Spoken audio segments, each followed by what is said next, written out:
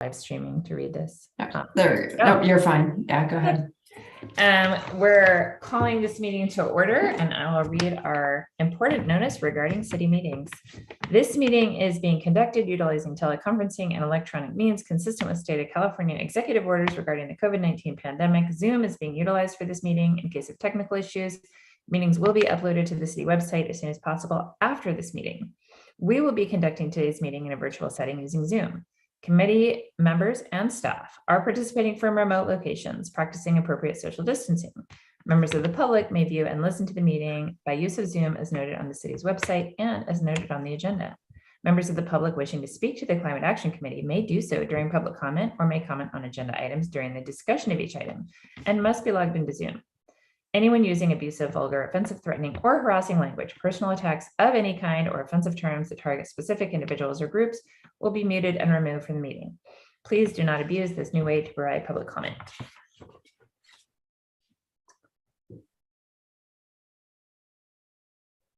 All right, so Carrie, just so that before we go much further, just so that I understand, some people's terms have people's terms ended before, like, who's a voting member? Sure. So, and this is how we do this. We have a few folks who, yes, the terms end December 31st. So Alex, Joshua, Jerry, Woody, I think those are the four with the terms who have expired. We generally ask them, if council hasn't made appointments, we ask them if they're willing to continue to serve as a voting member of the committee until such time as they're either reappointed, which is Alex and Joshua, or the other, sort of replacement folks come in. So that will be February 7th is when council is doing interviews and appointments. And so, yes, they are technically still voting members based on their graciousness of continuing their service. Okay, well, it looks like we don't have any decision items today, action items today, but just in case, I like to know whether we can, if we want to. That's important. The other boards we have within the city are all 5 now. So it's super easy to do. You just know if you've got 3 people and you got a quorum. Yeah. This committee is a little harder that way. All right, so I think we can move on to roll call. I do want to say that I do have an inspiration today, and it is our very own education and outreach committee and the event that they're putting on tomorrow night, and just the energy that's gone into that and the excitement that's building around it and the amount of publicity that has come through the community. It's all just really exciting and makes me happy. So I hope it makes you guys happy too. And we can call the roll. Okay, thank you, Kenna. Jerry Glazer. That looks like me. You. Alex Goodman. I'm here. Thank you. Dina Allen. Here. Joshua Somanite. Yes, thank you. Thank you. Kenna Lee. Here. Lisa Pierce. Here. Debbie Burns. Looks like we've got 2 Debbies. Debbie is here. I think she's just logging in. Sunal. You guys hear me? Yep, we can hear you now. Thanks, Debbie. Okay. Sunali Seagund. Howdy. Thank you. Woody Hastings. I did not see Woody. Ambrosia Thompson. Ambrosia, you're muted. Yep. Okay, cool. Sorry, I have to look at the list over here. There's so many people. So. Everett Fernandez is not here. However, the second Debbie Burns can be the Planning Commission rep. And Diana Rich. Present. Thank you. Thank you, Carrie. Joshua, do you want to review the action items?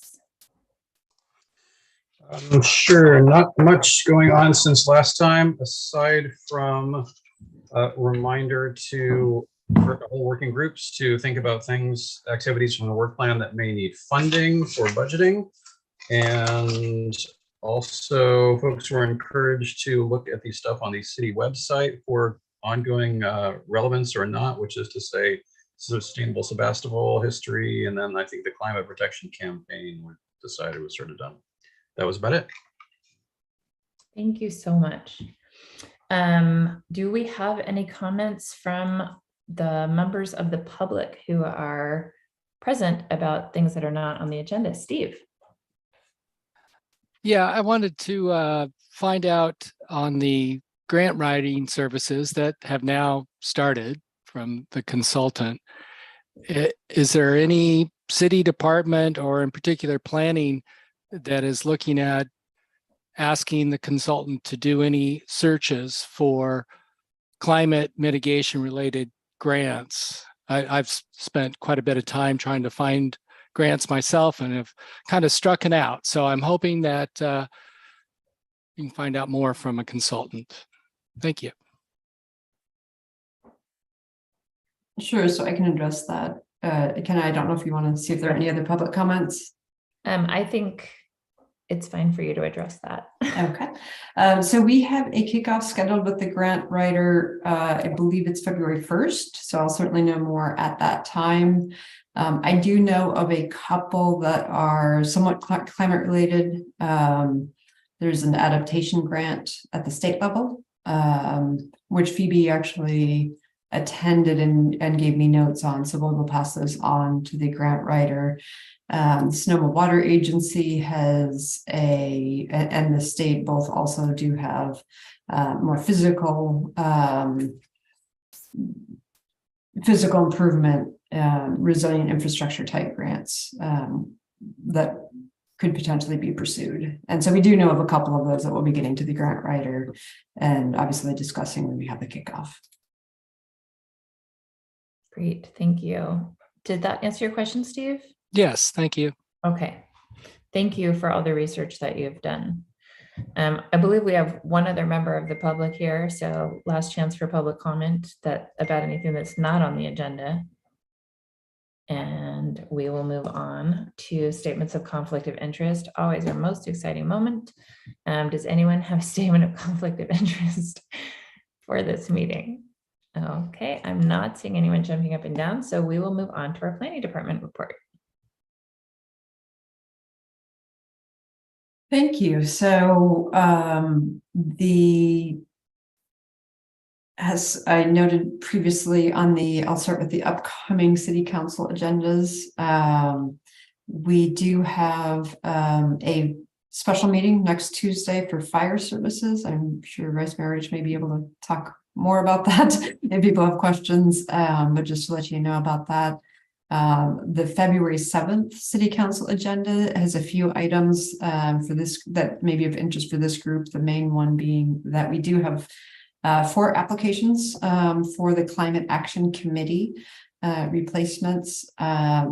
So we have a staff report for council to have both interviews and potential appointments that night. Both Joshua and Alex have reapplied. And Zeno has applied to be a full member. And then we do have Emmett Hopkins is the 4th applicant. And Ken, I did send you, I know we got one application after the deadline. I did send you a note if you're able to, if he asks, that was received after the deadline. We are as staff recommending that council allow us to just open the positions both for youth, which we have a couple of youth interested, including one I just received an email from last week. And we are looking for the business owner rep so that Debbie can transition from business owner to planning commission and still fill out those roles. We're recommending, and since we have the vice mayor's ear here, that those be not a set cycle of time, the 4 weeks, 6 weeks kind of a thing, but just open until filled. There is a environmental justice position as well, which has never been filled, and that would certainly be helpful to be able to advertise that and just have it on the website if we do find someone, and if a committee member finds someone who would be good for that, possibly through the climate engagement series that's about to start. That would be helpful. So that is on the agenda for council to discuss. They're also doing design review board members that night as well. And they are, let's see. I know my items really well. I don't know if they're of interest to the CAC, but I'll just run them down. There's a Little League lease renewal for their lease of the ball fields. As many of you may know, they take care of them and maintain them. And there's some updates to clarify, making sure they're advertising for the public and doing their annual report to the Planning Commission, that kind of thing. And then the Public Art Committee is recommending a new site for a new sculpture, and that is at the just south of the start of the Joe Rodota Trail, at the Petaluma, where the Petaluma Avenue crosswalk, at the, I don't know, city parking lot / Hot Monk parking lot is. So if you know where that is, there's kind of a bit of land there that a triangle of land owned by the county that just has a pretty old bench in it, and some social footpaths cutting into the trail. I've been talking with regional parks about that, and the Public Art Committee is recommending that. And also doing what the Climate Action Committee is doing, and going to council to give them a kind of an annual report kind of a thing of what they do, and especially with the new council. So and then the other thing on the February 7th agenda is, and that staff is working on, is we do need to transition to in-person and hybrid meetings starting March 1st. So after February. So council will be discussing that on their February 7th meeting as well, and providing direction to that. If we do have a hybrid, they would most likely be at the community center's youth annex. Not the main hall for this group, but the side, there's a side room, not the green room where we had the workshop, but a side room, which is a little less cluttered, but it's also a lot closer to their technology for the hybrid, stuff. So we had a test there yesterday, with the city clerk and myself and John and others trying to work that out. So I think that's it. Vice Mayor Rich, I don't know if you have anything to add to that.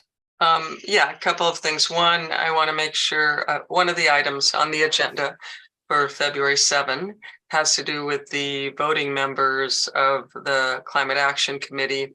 So what had been in place is that there were 2 city council members appointed. Current policy is 2 city council members, voting members sitting on the Climate Action Committee. One is the Zero Waste Sonoma representative, and the second is the representative, the city council appointee to SCTA RCPA. So the idea was SCTA RCPA rep from the city council votes here, and also Zero Waste Sonoma representative votes here. The proposal being considered on February 7 would be that those 2 city council voting members on the Climate Action Committee be maintained, but that one be anyone on the city council who shows interest, and the second one be either the person appointed to SCTA RCPA or the person appointed to Zero Waste Sonoma. The effect will be for this group that Sandy Maurer, who is the current Zero Waste Sonoma appointee, would be sitting on the Climate Action Committee. The person on SCTA RCPA is Nisa Hinton, and she's just got too much on her plate. So you'd have Sandy Maurer here as a voting member, and then I have requested to be appointed as the general city council member. So there's that piece. And then the other one was, on the agenda, I think maybe added, since you've seen it, it was at the agenda setting committee this morning. Since you've seen it, Carrie, is an agenda item to discuss where on the agenda public comments on items not on the agenda should be placed. The issue is, should they be at the front of the agenda? Should they be placed at the end? Should there be a combination? So that will be addressed. That issue will be addressed on February 7, also at the beginning of the meeting. That's all I got. So public comment on the public comment will be at the beginning of the February 7th meeting? No, at the beginning of the February 7 meeting, the current policy will be in place, which means there will be no public comment at the beginning of the meeting. Okay. But if you want to have your voice heard, you can have it heard on the agenda item and at the end. Okay. Thank you. See Joshua? what we're- Go ahead, Joshua. Yeah, I'm just wondering if we are supposed to be shifting to in-person or hybrid meetings in the next couple of months and essentially that, yeah. Yeah, so that's what I was saying. Council will be discussing on February 7th, and they will be setting policy for all city boards and commissions. We do need to transition after February 28th, so starting March 1st. So they'll be discussing February 7th, and we'll go from there. Diana? Yeah, the options will be laid out in the staff report, but basically for the council members, which would likely be extended to commissions, committees, the options are either to go back to in-person meetings, or there's an approach that can be taken that is very structured, and from what I understand is very staff. It requires a lot of effort on the part of staff that would allow in some circumstances some members to participate remotely, but I don't think there's any option for any of us to participate remotely on a standard basis. So I'd encourage all of you to take a look at the staff report and make sure, because it's going to affect your lives, you understand the options when it comes out the Thursday before. I'd also like to point out that the separate question of public participation will be addressed at a later city council meeting. The separate question is, can the public participate only by being present, or are we going to offer a hybrid option to the public? So pointing that. Thank you, Diana. Yeah, and so kind of one thing that I would say is if we can put it on the agenda for the meeting after February 7th to discuss, that way we can update as a committee. That's what I'm doing with the planning commission as well. So Okay, and Joshua is going to be doing that agenda, I believe, because I will not be present at the February 8th meeting of this group. Jerry? Just a little clarification. The MTC had meetings and was already advising us about the changes with the Brown Act starting in March. And the MTC's lawyer says, here's the following.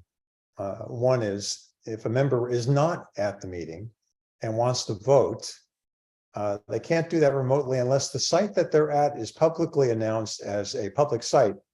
It could be where I'm meeting right now, as long as I announce it and I allow people to come here and it's publicly available. Members can join, but they can't vote if they don't go to a public place. And people who aren't voting, doesn't make any difference. People can actually participate, make comments from remote sites as far as I could tell. And in fact, that's part of what the state's been looking at as well, because they found there's more participation now by the public if they don't have to travel so far. For those of us MTC, that's a full day commitment for an hour-and-a-half meeting. And for the public, they wouldn't necessarily show up, but now with a hybrid meeting, they can, and it will be easier here as well. And that's what I understand so far. yeah, and my understanding, Jerry, is that actually, as long as it's posted and publicly accessible, is considered a satellite site. That's actually under the traditional Brown Act rules that we've always been able to do. So that is, but yes, there's definitely stuff to sort out. And if you're traveling, if that's a valid reason or not, I don't think it is, but, and obviously folks have,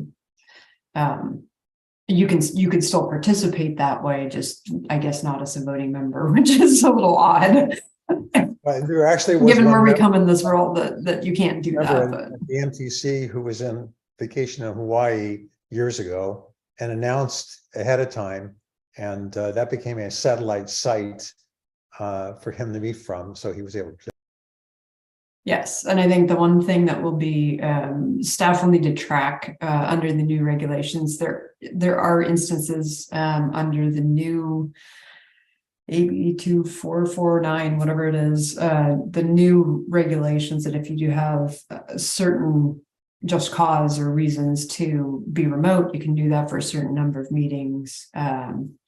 So like if you could test positive for COVID or something, we certainly don't want you coming to the meeting. We would rather you do it remote. And then just a staff will have to track that sort of participation, but that's kind of an easy spreadsheet to do as we're doing roll call. So Sonali, yes, more to follow. sorry. Sonali, Yeah, go ahead. so that means my seat will be coming up open because I'm primarily traveling for work this year. So just FYI.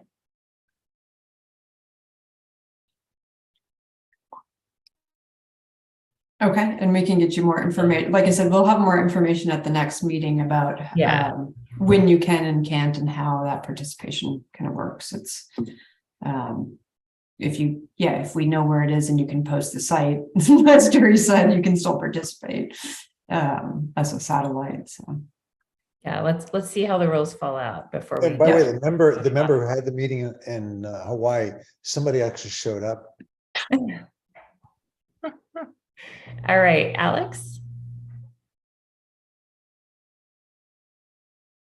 Sorry, I was on mute.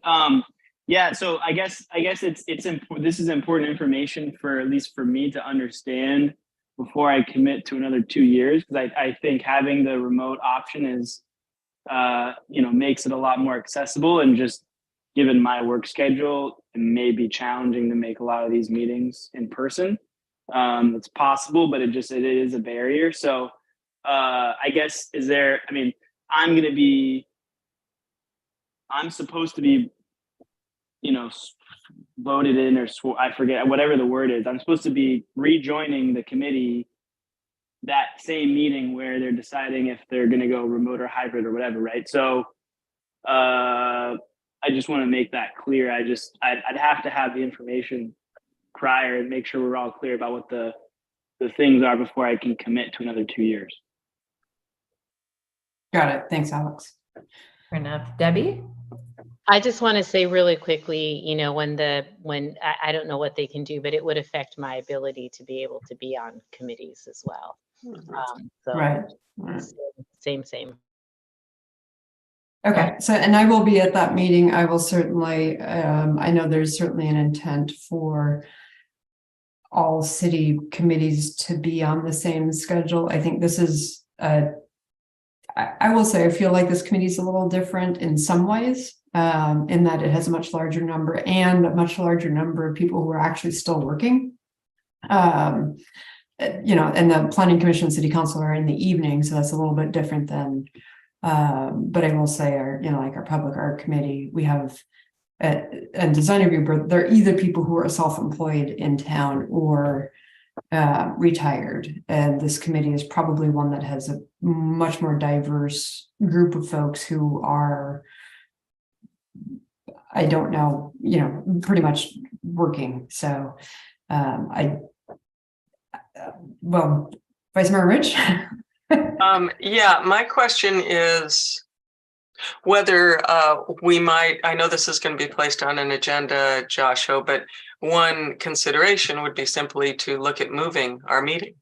If in fact we have a group of people who are committed to this effort and evening is better for this group of people, I'm aware of nothing that prevents us from meeting in the evening, other than the fact that we'd have to recognize that staff probably could not be present in the evening. But that is an option. Just want to put it out there since we'll be discussing it on the agenda at some point.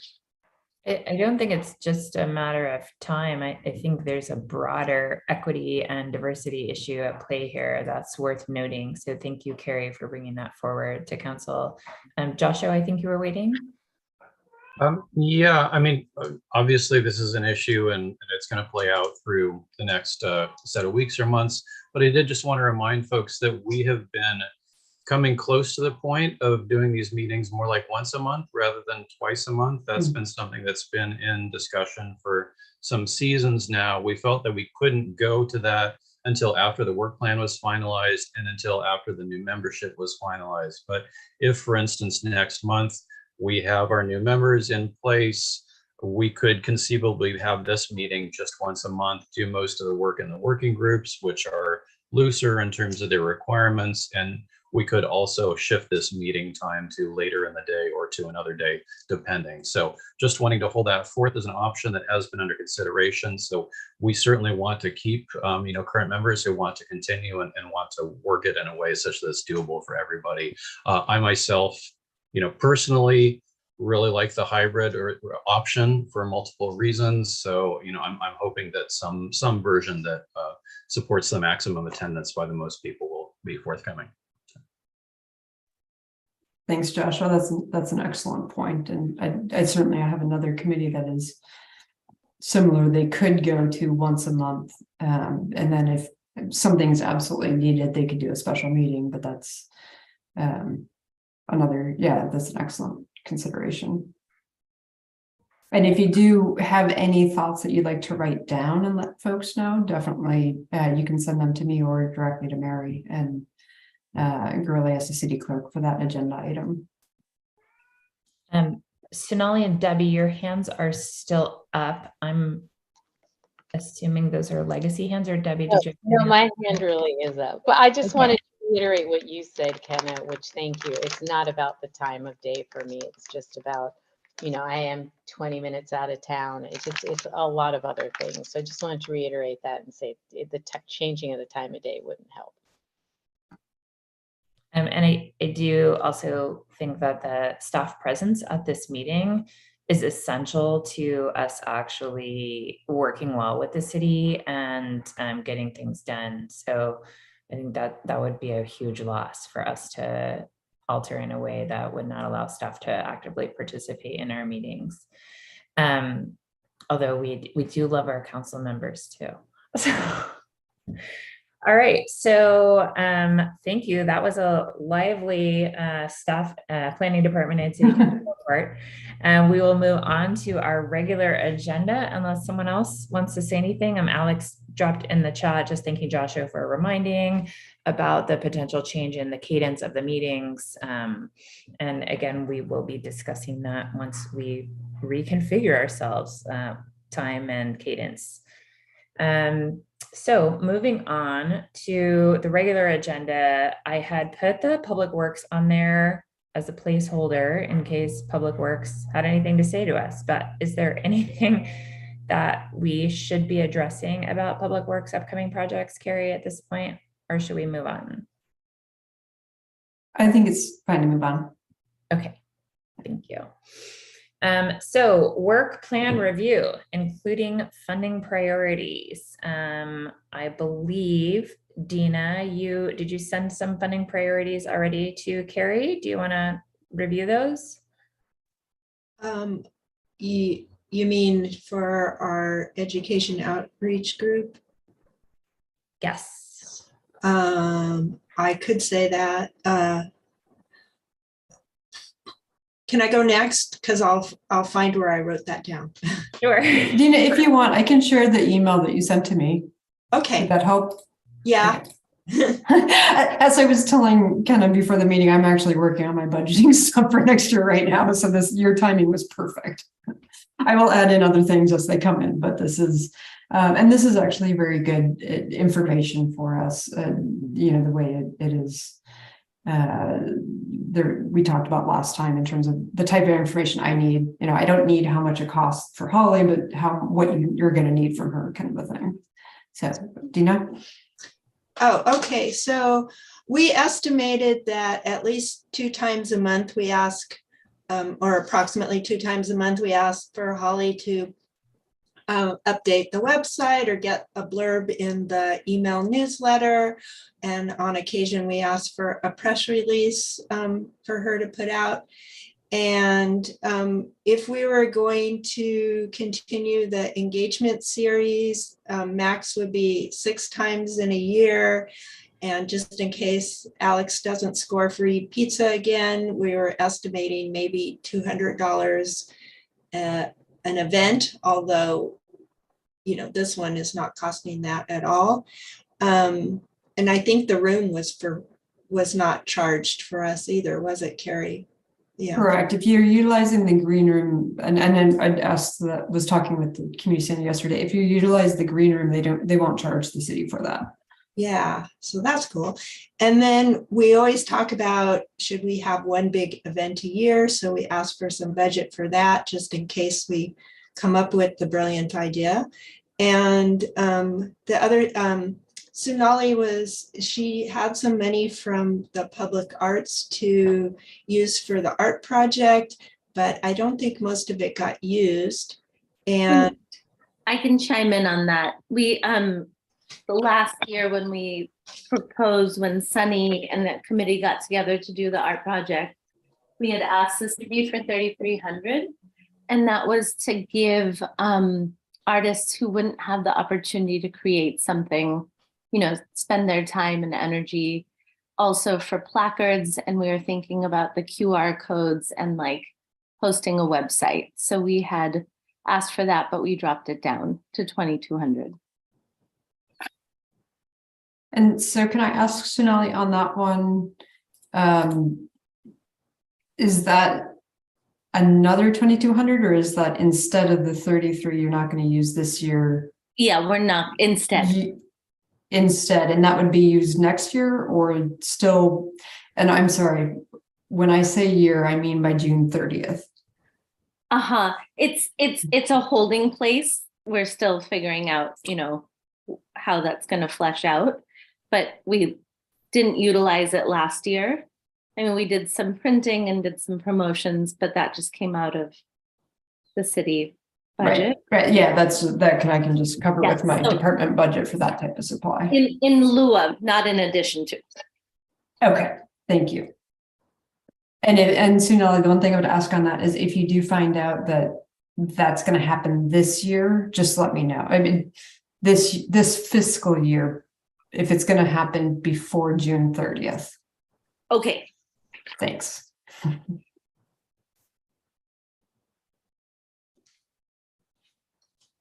Okay, so those, Sorry. as far as I'm understanding, those are the costs that we would be associating with the work plan item, design and implement a climate engagement series. And so that's 6 times 200. Just trying to get a kind of broad overview. yeah, that was an estimate. Up to 6 times in 1 year and up to $200. And then we have kind of in the appendix, some other, like a large climate event. So that it would be that appendix item, the $700 to $1,500. Yes. And then the art project we know about. And then Holly twice a month would be included in the climate engagement series work plan item. No, there's numerous things that we ask Holly to take care of. And there's no dollar amount there because Carrie said what we ask Holly to do that goes through her. Yeah, give me the scope and I'll have Holly look at. And just so you know, some of that, obviously I don't have my admin person who normally does those updates. It would either be Holly or her, doing that. But right now it's Holly, and then Holly puts together the more special outreach like the city newsletter, the e-newsletter, the Facebook postings, and those types of things. So, but any press release, that all goes through Holly. Okay, thank you. Diana, did you want to add something? Yeah, I'm not sure if this is the right time to mention this, but if we're talking about budget items, the Zero Waste Working Group has been talking about an echo station that could be set up at a variety of events. Ambrosia is very familiar with this discussion.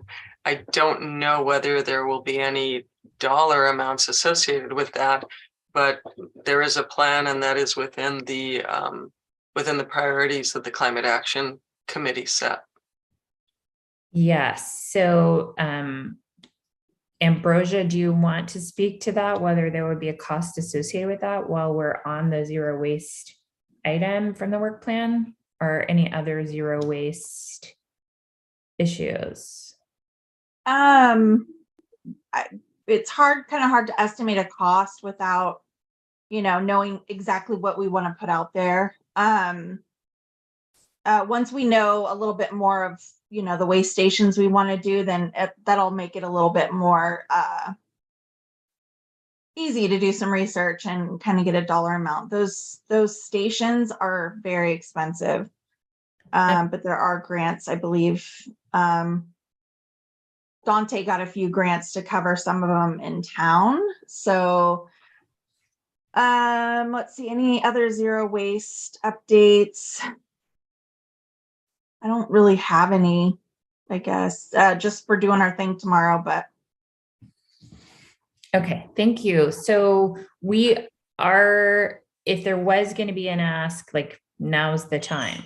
So yeah, so I'd like to pitch in there the proposal from Alan and Shelley Brown, Alan Siegel and Shelley Brown, is that we could use the echo stations that they've already put together.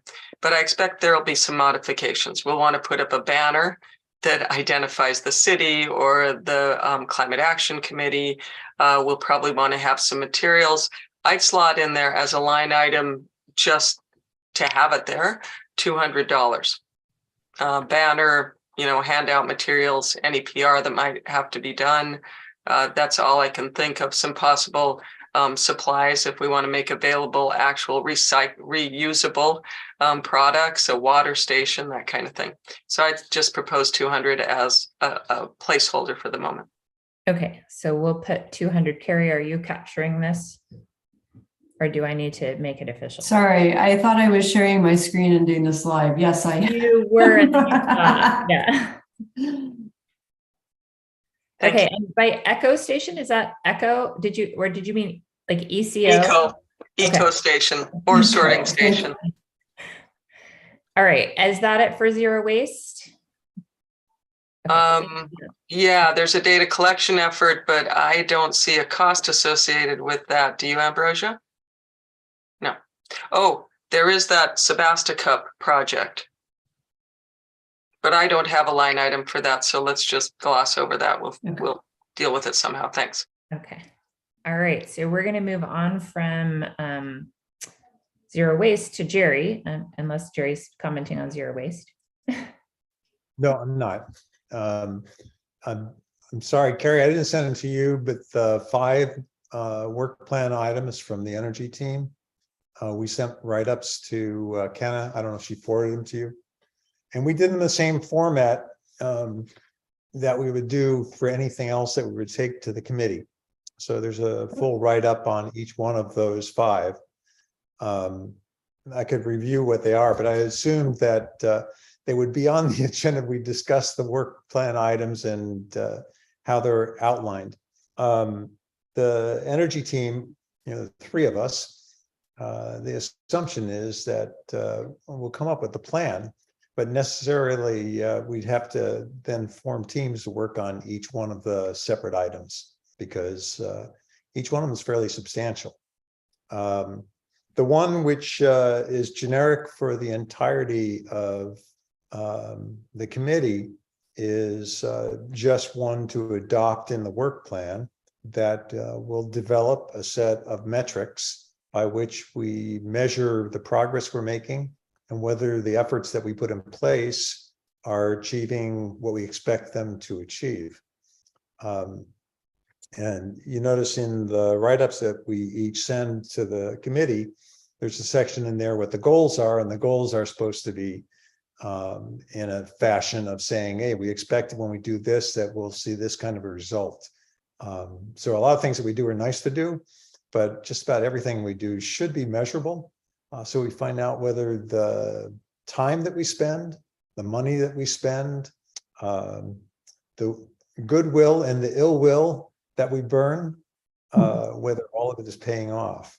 Anyway, I'd appreciate it if we share with the rest of the committee the write-ups because they cover things. So Steve did a great job of looking at things saying, hey, this one's confusing. Somebody who hasn't been working on this wouldn't know what it's about. And so he spent a lot of time in rewriting and criticizing what those things look like. So the 5, and I don't have them in front of me right now. I could pop them up really fast, but we have those, and we don't have dollar amounts on them because I thought we were going to discuss in the work plan as we're going through it through the year, what those might look like.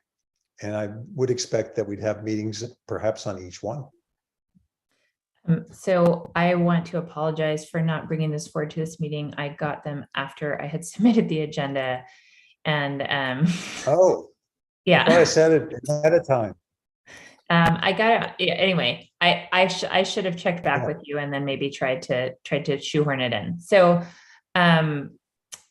we are trying to set out as much as possible our budgetary requests for the items at this meeting, and we can share information at this meeting that did not go out in the packet as long as we share it publicly. So I don't know if any Well, one those of are those pretty items substantial write-ups, and coming out with Yeah. dollar amounts would be for them has to do a lot with the scope of what those look like. Yeah. One of those is a green building tour. A green building tour, the people and the organizations that we've spoken to that would like to participate are countywide. They're not just in Sebastopol. And so that would be us participating and perhaps us initiating, but it would be a countywide effort. And we find the funding in a number of different places. Of course, there's going to be costs associated with the city, our portion of those costs. Some of the other ones are multi-year things. Neighborhood Energy is a multi-year effort, and G&E and Sonoma Clean Power and multiple other entities are working on this. And there will be costs in the city because a lot of those things that we outlined there require that we change and address our zoning codes in some cases, in other cases, just the municipal code itself. A lot of things that we have are changes in how we do things. And our municipal code is written on how we did things. And so that makes a difference. And there's obviously a cost there. I wouldn't be able to put, in most cases, we said staff would have to suggest what the cost might be. But that would have to be after we talk about the items themselves and the extent of each one of the items. Electrification is the other. Steve, I think you want to talk to that one? Sure, I can talk to that. I think at a minimum, we're going to need some of Holly's time posting items on the city's website, be it funding related documents or more how to go about electrification. So there definitely be things needed to be posted. And beyond that, it's really hard to predict, like Jerry said, actual city incurred costs. But I think we can safely say most things we want to do will need to be posted. Okay, thank you. That's helpful. Lisa?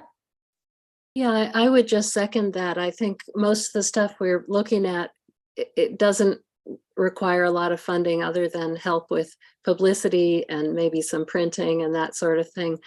Is this an appropriate time to comment on the budget that we're asking for?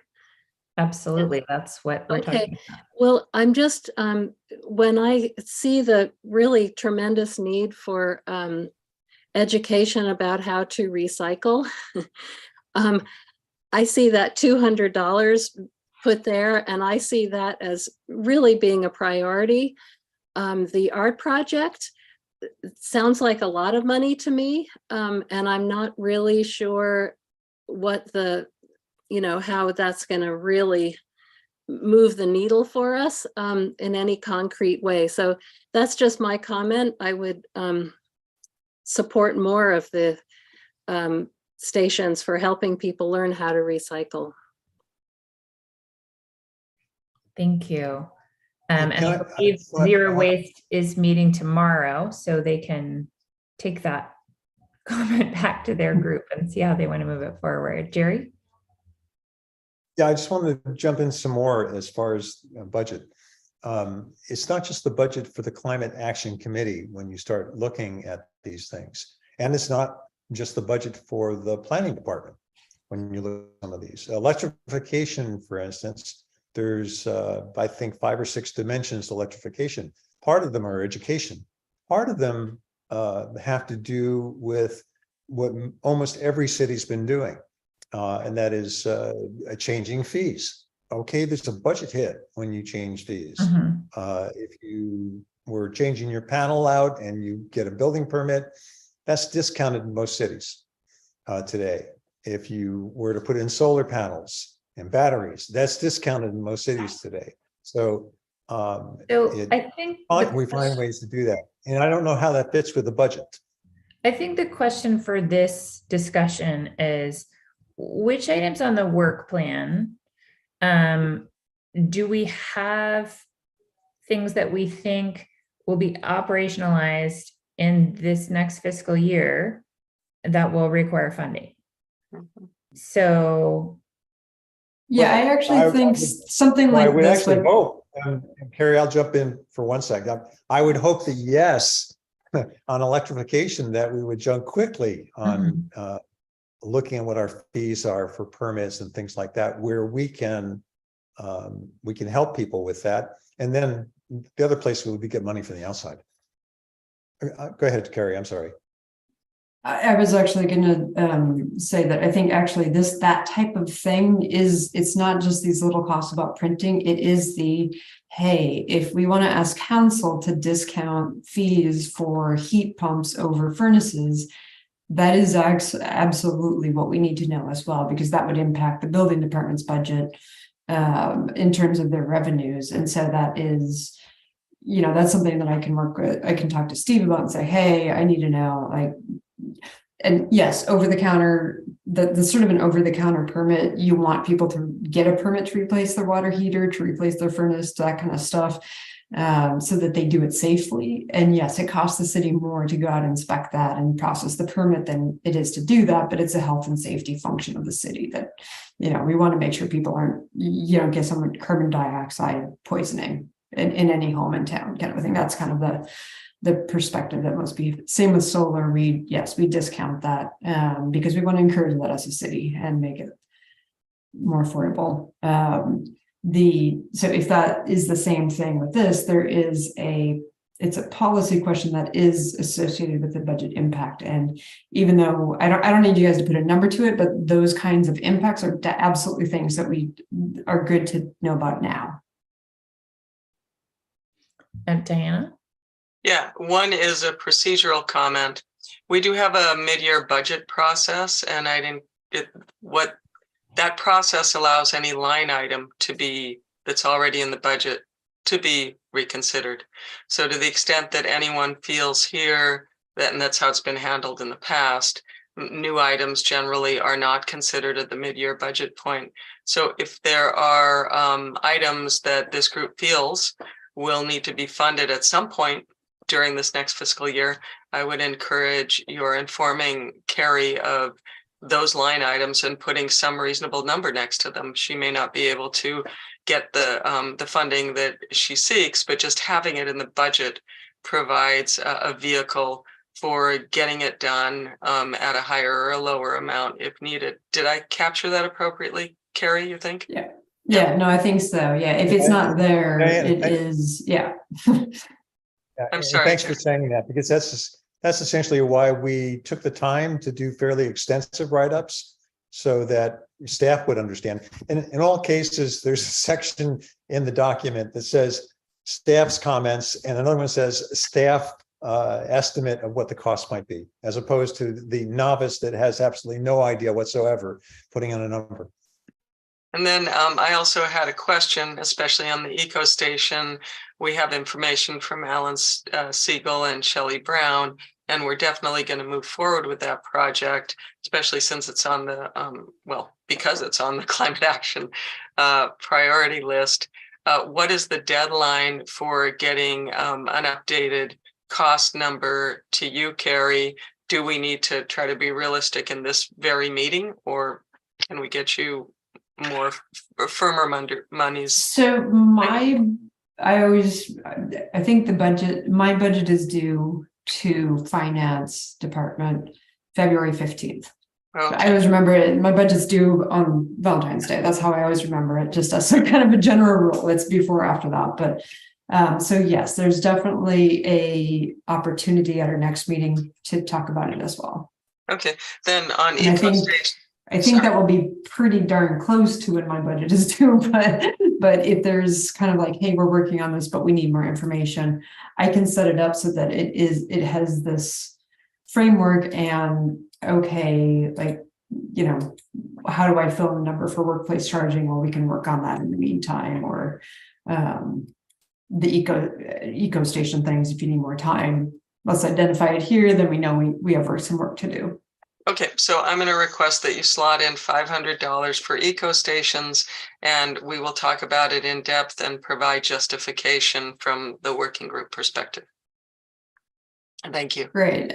And I can go ahead and I will go ahead and share out those other, considered it maybe an early publication of the next agenda, the worksheets that Jerry has provided. Jerry, I think they are, I will need to make PDFs of them for the packet as opposed to a live document, but at least that'll get that. Or I can send them and I can send them as words, or people can access those if they want to see them, I think too. Okay, so you already do have them then, right? I kind of just emailed them to me, so I've got them now. Yeah, I was just about to send them to you. Sorry about that, Energy. Sunali, you've been waiting. Hi, Lisa, to your point, something like the recycling education, which is important, would be something that can be partnered with the sculptures as they're displayed in town, because they're the attraction that draws somebody to engage. Just having the pieces at the library, Dina can speak to this in our report, but you know, there's a lot of people who, there was a live component of engagement, and there was people who did engage with it. And so that's hopefully something we could work in conjunction on together. Great, thank you. Lisa? Yeah, I think that's a good point, Sunali. I just wanted to say that I'd like to get together with the other energy working group people very soon, and hopefully have a conversation with Steve Brown and try to get this something together for the breaks on permit costs for heat pumps and the like. So we're going to get on it, hopefully. Thank you, Lisa. Joshua. Yes, thank you. First of all, a brief point of clarification or question of clarification for Diana and Carrie. There was a mention of the mid-year budget review adjustment. That refers to the middle of the fiscal year, does it not? So that would be the beginning of the fiscal year is essentially June or so. The mid-year, the so-called mid-year review is more like the end of the calendar year. It's right yes. now. Think about it as like any mid-year budget requests were due last week, basically. So yes. So if you think July 1st is the first day of the fiscal year, and then January 1st is the mid-year. Okay. Okay, good. So in that sense, the budgetary items that we're talking about now are for the next year and a half, speaking in calendar terms, because we're talking about the budget from July 2023 to June 2024, more or less. Correct? Yes. Okay. Yeah. So not this next 6 months, but from July 1st.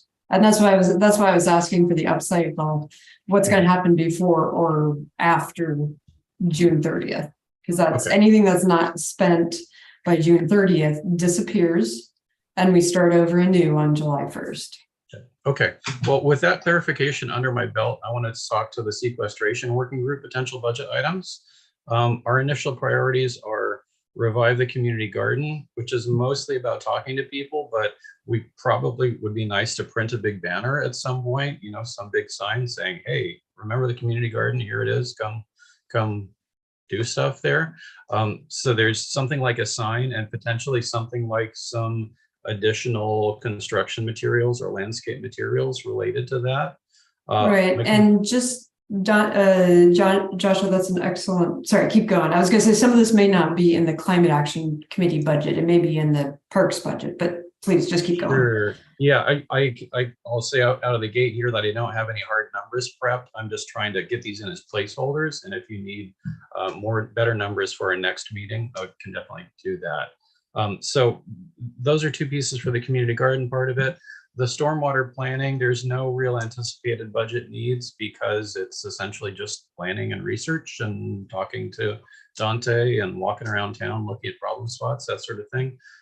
So no budget item there. However, we have something on the back burner, which is related to kind of the urban tree, however we want to call it, the street trees and the urban canopy. And it's a back burner thing to try to catalog that system of trees on public land or private land adjacent to public and start to make recommendations about urban forestry. Again, that's a back burner item, but if we're looking at the next year and a half, I can see that starting to come up within this discussion. And on that front, there are various kinds of tree inventory software out there. And so it would help us at a certain point to potentially get some software in place that makes it an easier place to enter that information where it's accessible to the city, where if potentially, for instance, we have citizen volunteers helping us do some of that inventory and assessment, people have a way to sign in, enter their data, et cetera, that sort of thing. So that's one of those purchase pieces that, again, it's not urgent on our front, but it would be nice to have something like a placeholder if this is really carrying forward for the next year and a half to 2 years. That's it. Great, thank you. And one little thing for the community garden project is that the Annalee Eco Club incoming president for next school year is interested in taking that on as a project of the Eco Club to work with the CAC on that. So that should be great. And they have some good fundraising experience in that group of young people too. So hopefully that Jenna, will... not to get too far into the woods on this one, but is the Eco Club different from the Climate Action Club? Because I just met with them and I didn't hear a thing talk about it. It's a different group than who you talk to because the leadership's going to be transitioning next year. Okay, we can catch up on that. It's the same group, different people. Short answer. Like everywhere else, there's politics in high schools. So I think we're getting close to having addressed most of the items on our work plan. Do you feel like the stormwater management, Joshua, while you're kind of on deck, do you feel like there's any line item for that? I don't think that needs a budget. Okay.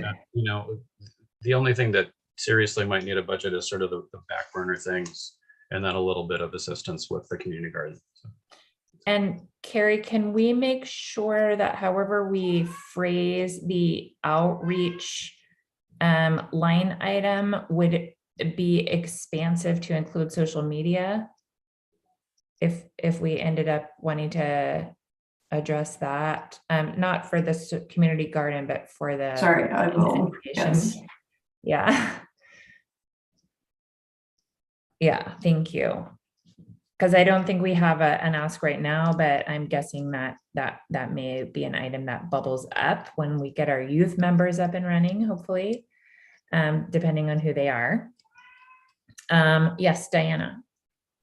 Yes, in terms of, I know there was a mention by Dina about the need for Holly's time for the items that Dina addressed. I just want to point out that for the EcoStation effort or any of these other efforts that we've talked about, there will be a Holly request too.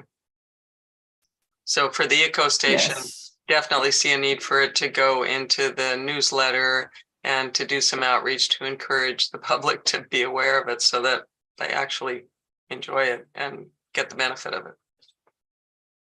Yeah, I'm sort of assuming there's outreach for all of these, and like the green, if you're doing a green home tour, that can be a fabulous thing, but you definitely need to do the outreach and, Yeah. you know, all that kind of stuff. So, yeah. Zeno? Yeah, so we haven't talked about the transportation work group yet. No, we haven't. Go ahead. Well, my understanding is that Woody believes that his service has finished December 31st. So, Woody said he's going to try to continue to come. He just wasn't able to make it today. yeah, but we haven't really met since last year. So I'm a little bit nonplussed about our budget proposal because we haven't met. But I had a question about it because the bicycle and pedestrian master plan is being updated. The city works with the county-wide update, and we had a meeting of the bicycle advisory committee a couple of days ago, and one city staff member attended, and there is a request for proposals out for a consulting firm. So my question is kind of, what has the city already budgeted for this update plan? Because it's an important part of the task of what we set ourselves within the Climate Committee. So I wonder what is already budgeted for that whole update plan. Is there some money? Zeno, I can find out. That would actually be in the engineering department. And I don't have their budget in front of me, so. Would you be able to get that to them by their meeting on Friday? Yes, I have the full budget document in PDF, so I can look at that quick, or I can also email Tony and see if that is included. Zeno, do you know, I haven't had a chance to talk with John Jay, who's he's the associate planner. He is the assigned rep to the BPAC, the Sonoma County BPAC group. I have not had a chance to catch up with him. Do you know when the consultant is expected to be on board? Well, there's a request for proposal that was just put out, and it's due at the end of the February. Okay. So my guess is they would probably not be starting until February, March, April at the earliest. Yeah, so possibly I think May. we'll hear more in March about this. So in the meantime, in connection with this, Mike Sebastopol has formed a committee to work on their perspective on what we could do in town to make biking more safe. I can put in the link or in the chat the link to the request for proposal, so you can kind of look at that what it involves. But I wonder whether the city is paying for this partially because we're kind of piggybacking on that effort.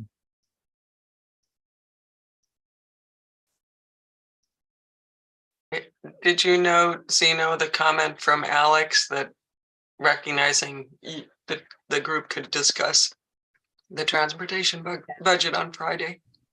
Yeah, but is this the last meeting that we're going to give? No, there's going to be another chance, and it would be, so what I would recommend is that Carrie's going to get you the information she can before you meet on Friday. You guys meet on Friday, and then directly communicate with Carrie if you come up with any line item requests, even if it's just one for some education outreach or you know, whatever you guys discuss and come up with, go ahead and send it to her as well as Joshua and I, so that she doesn't have to wait until the meeting to start working with those numbers. Okay, thank you. Yeah. Yeah, and just so you know, Zena, the bike ped master plan, any city responsibility for that update would be in the engineering department budget. So don't worry about whether or not that's captured, but I have just emailed the engineering, Tony from engineering, to see if that's in this year's budget or if she's planning on it for next year's budget. So we make sure we do have that identified. Okay. Perfect, thank you. So according to how I'm reading this document, I think we have covered our bases for kind of at least getting line items in, or a plan for getting line items in, regarding all the main items on our work plan. And then we have two additional items, one which is the equity lens, which is not a budget item. But the other is the full or part-time sustainability staff position.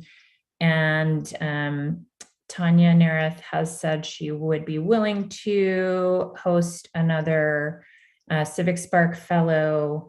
The Civic Spark Fellow applications are open now. So I'm guessing that the Energy Committee working group is the working group most ready to kind of package up some projects that a Civic Spark Fellow could work on. So in my view, Phoebe gave us so much more than what we paid her. And it's like, for me, it's a no-brainer that we would want another Civic Spark Fellow, but often I think things are no-brainers and then I find out I'm wrong. So is that something that people on this committee feel like is something we should put into our budget requests? It's a significant cost. It's $30,000. But yeah, go ahead, Dina. I think yes, and energy projects, and I don't know if for the ones Joshua mentioned, the research for the stormwater or the tree surveying could be projects of a Civic Spark, but I'll just throw those out to go with the energy projects that a Civic Spark might be able to work on. Yeah, Jerry? Well, I would say yes too. And just background, you guys all know that most of the work I did on climate, I did in Sunnyvale, and I had a staff of 30 people to work with. Here we have Carrie when she has time. We're all volunteers, and volunteer organizations have the hardest time getting things done, especially complicated projects. And as you saw last year with Phoebe, the concentrated effort is somebody who says, oh, this is my job, even if it's a part-time job. Makes all the difference in organizing things. They keep us moving. They leverage our skills and our information, and they help us direct things. If you try to do that with an all volunteer organization, look at it. Zeno and I don't have to go to work every day. I think the rest of you do. And Woody's not here today because he's booked.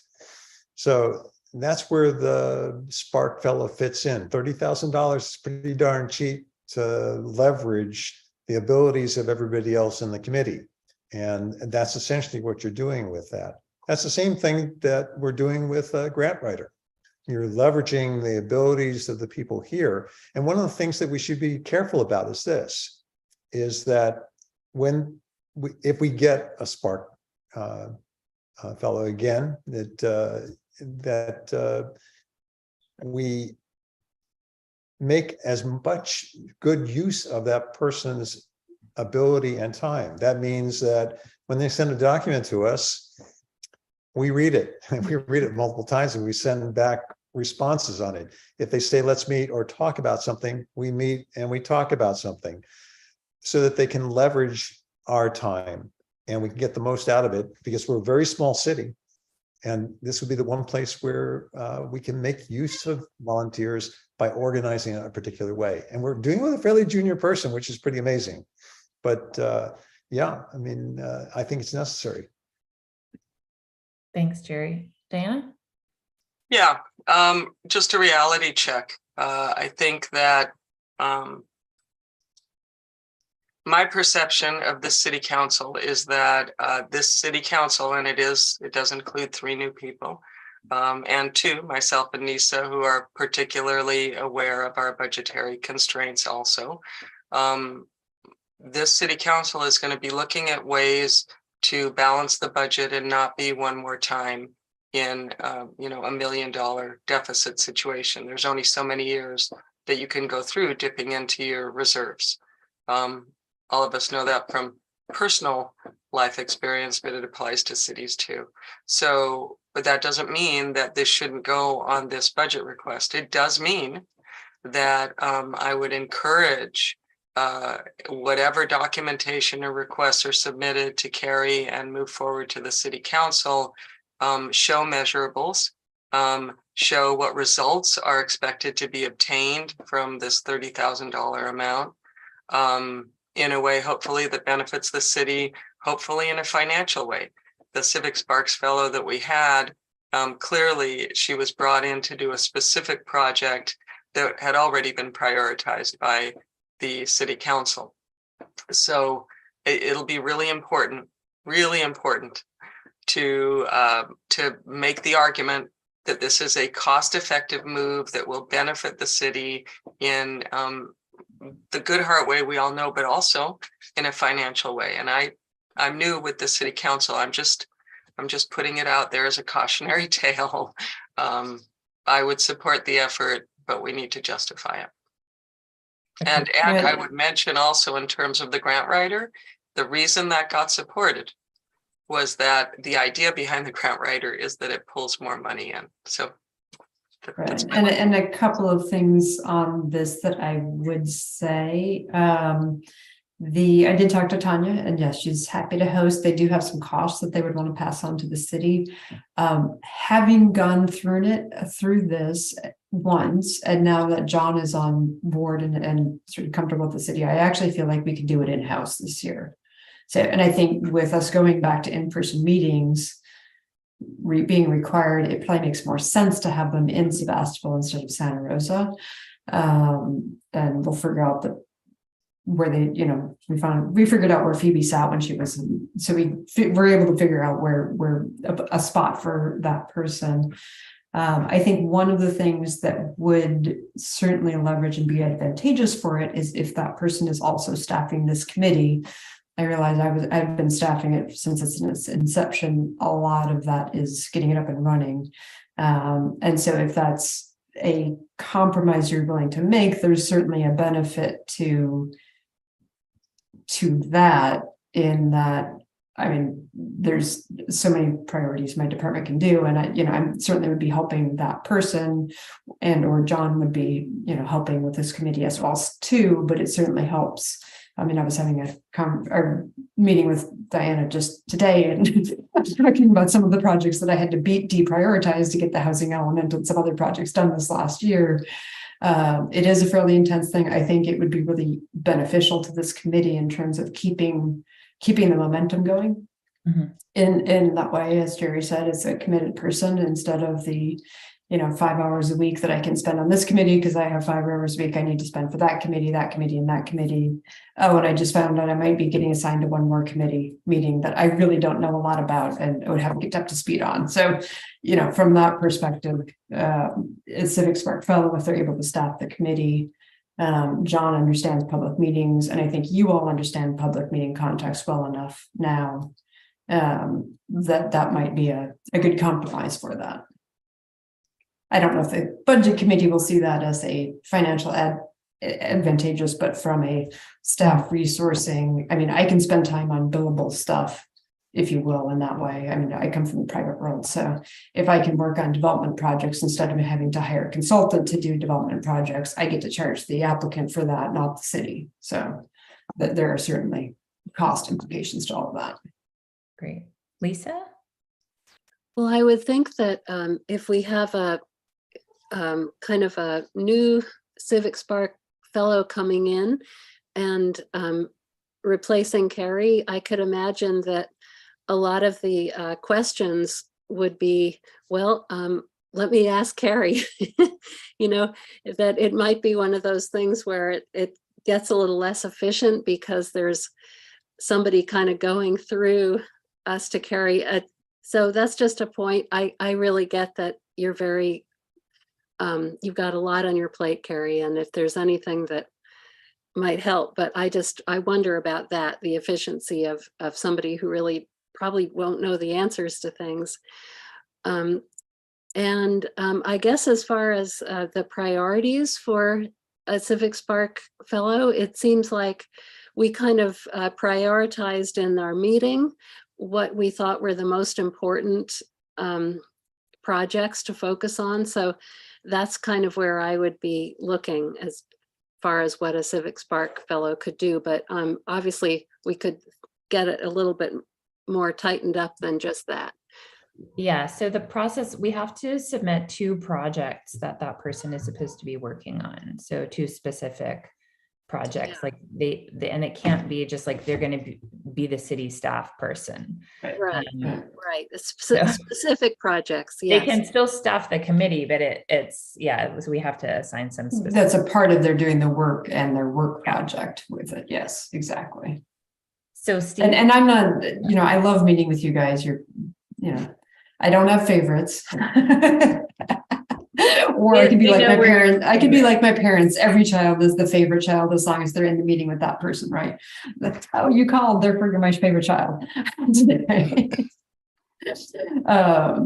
But there's a reality of if that person is doing work with you guys for this committee and they're staffing, it's similar to, and I don't have too many concerns. Yes, that's part of training and teaching people, Lisa, but I did that with John, and now he's running the design review board fully by himself, and so presenting the planning commission, and he asks questions, but they're very shorthand questions. And so it's why businesses have structures the way they do, which are usually not this, they're usually this or this. Steve, did you have a question or comment? I'm wondering first, could grant writing pay the matching fee to fund the intern? And then the next thing is, we do spend money in our budget right now on climate efforts. For instance, $40,000 a year goes to the Evergreen that covers our city streets and buildings, lighting and whatnot.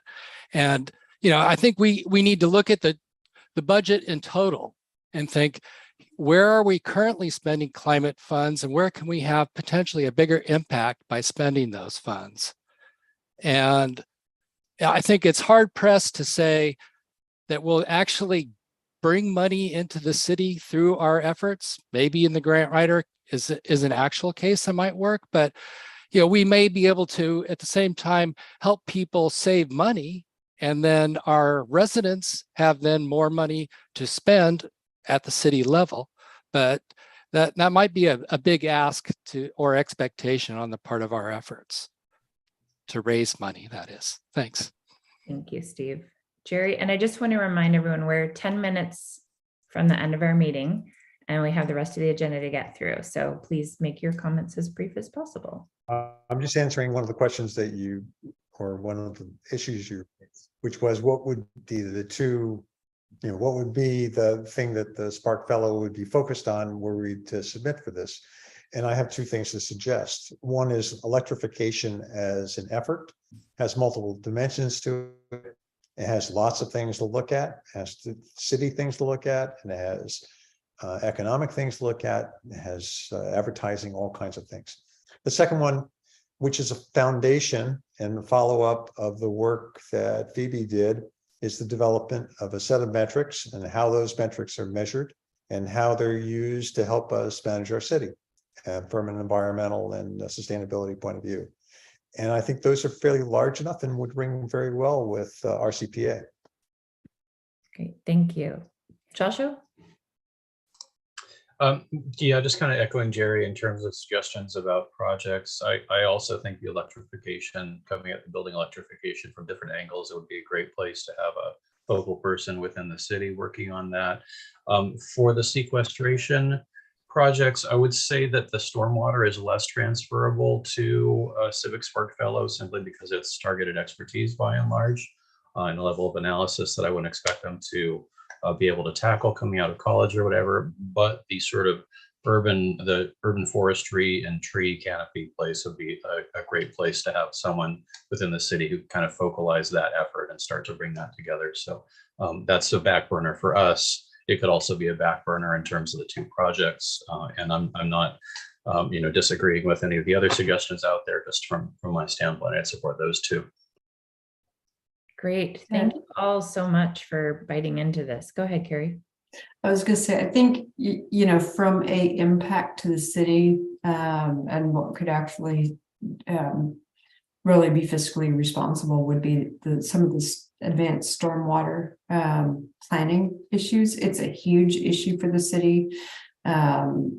And I believe engineering will be needing to do a stormwater master plan update. Our current plan is about 20 years old or more. And if you look at the localized flooding that happens pretty much every year now at Petaluma and Abbott, there are issues. And so to me, that is something that could have a lot of cost. If you had someone who could really do some work on that, it could really have some cost savings in the future in terms of, with some of the grants actually that Steve had asked previously, have we identified any grants? Some of the things that I've looked at, but it's not really my expertise, but I'm looking at it going, okay, Sonoma Water Agency, which is a local agency and it's an easier grant to get, does a $75,000 grant for a watershed improvement projects. They can't be engineering channels, but they can be, stormwater maintenance, creek maintenance, that kind of stuff. To me, that is, if we can do some of the advanced work to identify those and it feeds into grants, I don't know if there are climate fellows that would have that kind of expertise, but Phoebe had worked on water issues, so they certainly do have that kind of background potentially. So that's I think that being responsive to the budget committee, and I do agree with Vice Mayor Rich. Yes, there's the feel good stuff, but that there's the stuff that really will pay dividends to the city in the future too. And the urban forestry may be one of those. I do know that Associate Planner John Jay is interested in sustainable landscape and the tree stuff. I don't see him as having time this year, and I think that's why probably the next fiscal year would be.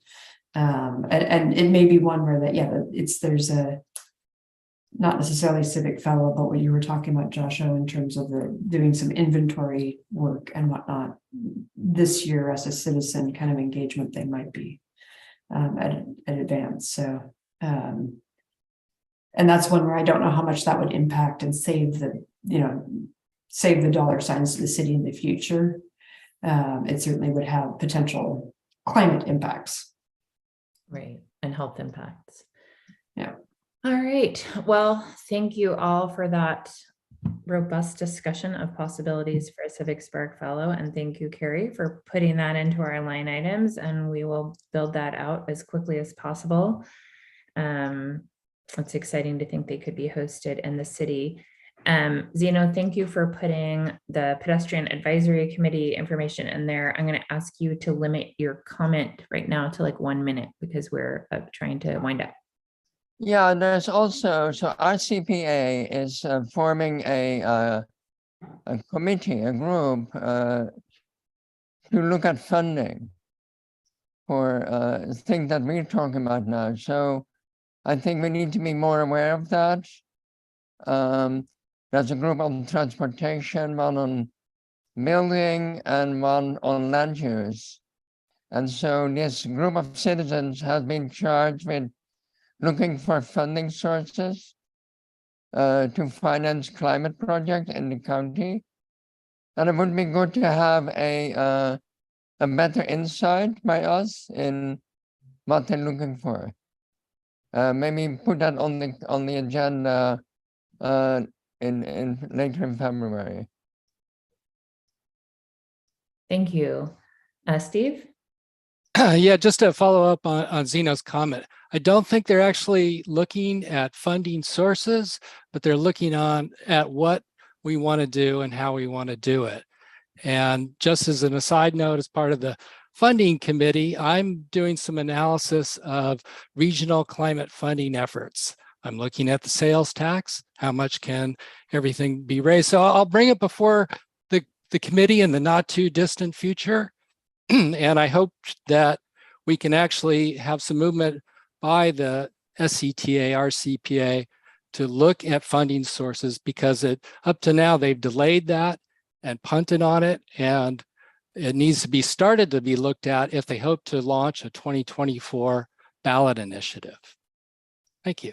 All right, thank you. Yeah, actually, they are looking for funding sources. I'm part of the transportation. So Zeno, I'm just going to ask you to take this conversation with Steve offline or to the next meeting, so we can wind up in time. But thank you. I think we all need to be looking for funding, honestly. So we're going to table any working group reports regarding non-work plan items. It was, I think, worth talking through those funding priorities for the work plan. For chair reports, we've already talked about Civic Spark, and want to let everyone, remind everyone that we do our agendas. We usually turn them into the city on Wednesday evenings, the week before our committee meeting is, because then they have to format them and add them and get them posted on Thursdays. So try to get us our stuff, your stuff on Tuesdays or Wednesdays, and then we have better luck getting them into the agenda. There is a public event next Wednesday, the 1st, at the Sebastopol Grange, where there will be a screening of a film about climate impacts specific to Sonoma County. So I encourage you all to come, and thank you, Dina, for posting that link. And would anyone like, Joshua, do you have anything to add to the chair reports? No, but just to say on the action item front, the big action item for everybody is pretty much bring any of your budget requests to whatever specific degree of detail you can for the very next meeting. We'll bring this subject up again, but again, at that time, that's the time to put any asks into Carrie's budget process. Great. And I would add, not specific to next agenda, but in general, to move the Civic Spark project forward, we'll need some thinking from various groups about how we could frame the electrification project and or stormwater project and or a tree inventory project as a year-long project for a fellow. Any other input from members regarding next meeting's agenda? We already have on there any more budget requests. They'll be discussing the council decision about meeting format, and then we can bring back the RCPA funding discussion if Joshua decides to take that up. Sonali? I was going to submit 2 project proposals, one about the Apple Blossom Parade, and yeah. Great. Jerry? Just once staff has a chance to review the write-ups that we did in the energy team, if that, with their comments and whatever they want to add to it, make sure that gets out to the committee members. Do you guys want to have one of those, like you were saying, one per meeting for a while? Yeah, it's more, they're substantial enough, I think, Yeah. that one per meeting would be Okay. reasonable. Is there one that Work you for- would prioritize for next meeting? I'll be honest, I know Steve and Lisa probably would like electrification first, but for me, I'd like us to discuss metrics. That's fine. You can't fix what you can't measure. I am in complete agreement. I would say probably electrification. It's Joshua's call, since he'll be running that agenda. I would vote for electrification, given that it might be one of the Civic Spark projects. And that would be good for me as well, because that's an MTC meeting day and they never are short. Yeah. Okay. Thank you. Anyone else have items for next agenda? Sorry, we're running a minute over. I don't see any hands, so thank you all for coming and your ongoing dedication to this work. This is an amazing group of people who inspire me every day. It's true, I'm not just saying it. And I will adjourn the meeting until February 8th. I see Sonali's hand is up. I'm sorry. Oh, I thought it was just still up. Oh. Yeah. Bye, everybody. Thank you.